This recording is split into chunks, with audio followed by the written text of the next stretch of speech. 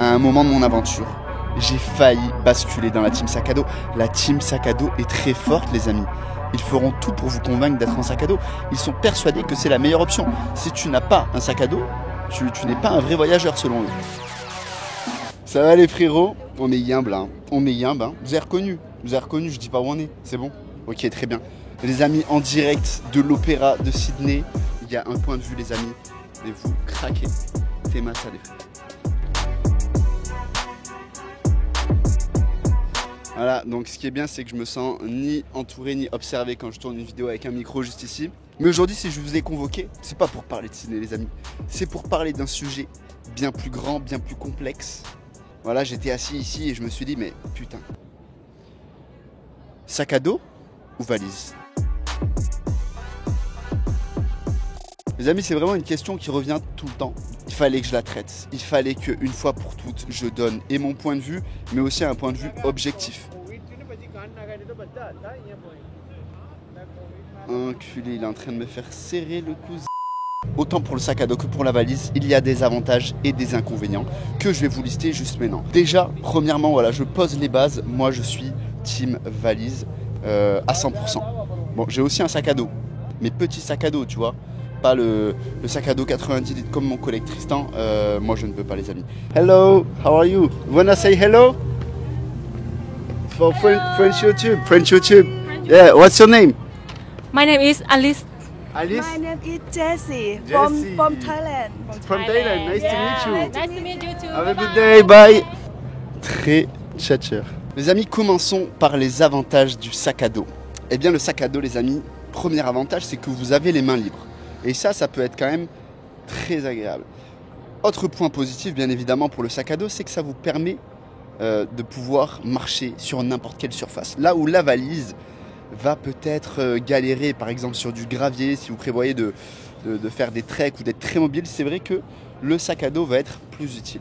Maintenant, je prends encore l'exemple de mon pote Tristan. Lui, littéralement, il a 50 kg sur son dos. Je vous garantis, les amis, il marche 10 minutes. Alors, il est fort, hein. Il est beau, il est fort, il est grand. Mais quand tu as 50 kg sur le dos, dans tous les cas, tu es limité dans tes déplacements. Donc moi, je pense que le sac à dos, ça peut être une excellente option si vous avez prévu d'être minimaliste et de voyager vraiment léger.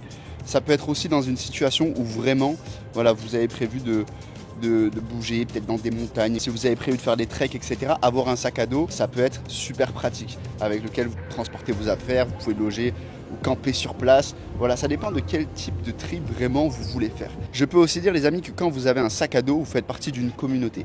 Ici, les backpackers, tu vois, les gens en sac à dos, c'est les vrais voyageurs, tu vois, c'est les baroudeurs, c'est les gens, ils voyagent le monde avec leur sac à dos, ils sont libres de tout.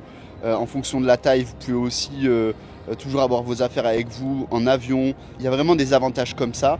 Et voilà, vrai reconnaissent vrai en sac à dos. Moi, je ne m'identifie pas à ça, je suis désolé.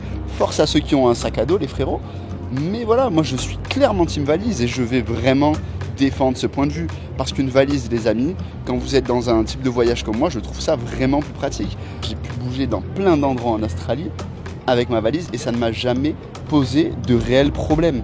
Je suis arrivé à Sydney, la valise c'était bien plus pratique que le sac à dos, c'était parfois des longues distances. Je trouvais ça plus pratique d'avoir une valise qui roule et qu'on peut tirer plutôt qu'un gros sac à dos.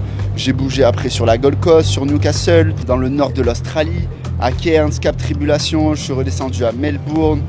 Bref, j'ai quand même beaucoup bougé et vraiment la valise, je trouve, et dans tous les cas plus pratique. Si je veux bouger quelque part, même pour 2 jours, effectivement j'ai un petit sac à dos et je laisse ma valise dans un locker, donc dans un casier ou un endroit où elle pourrait être tout simplement en sécurité.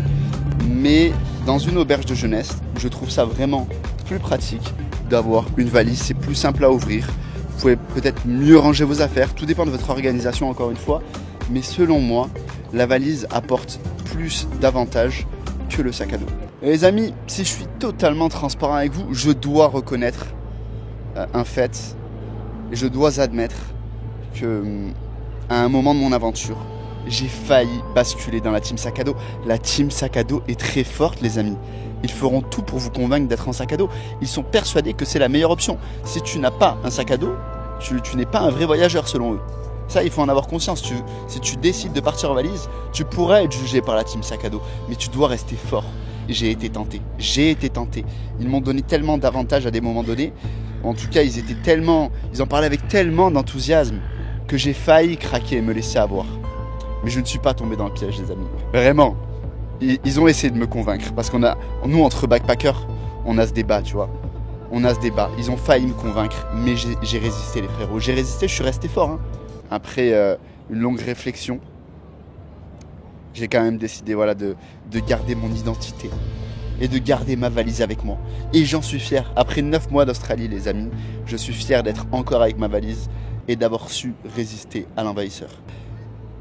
Même si, attention, je dis pas que la valise est parfaite. Parce que moi aussi, ma valise, des fois, j'ai eu envie de la hagar. J'ai envie de la bomber. Parce que ma valise, elle roule pas bien. Mais elle roule encore assez bien pour pas que j'ai envie de la changer. Tu vois, elle roule encore.